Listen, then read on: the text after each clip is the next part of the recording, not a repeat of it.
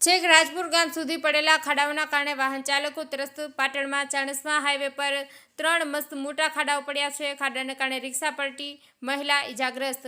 ઘાયલ મહિલાને સારવાર માટે હોસ્પિટલમાં ખસેડાઈ. ચોમાસાની ઋતુ શરૂ થતાની સાથે જ પાટણમાં ઠેર ઠેર ખાડારા જોવા મળી રહ્યું છે.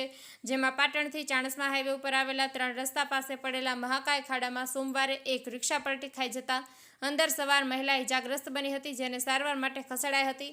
પાટણથી ચાણસ્મા હાઈવે પર રાજપુર ગામે એન્જિનિયરિંગ કોલેજ આવેલ છે, જેના કારણે મોટી સંખ્યામાં વિદ્યાર્થીઓની અવરજવર રહે છે.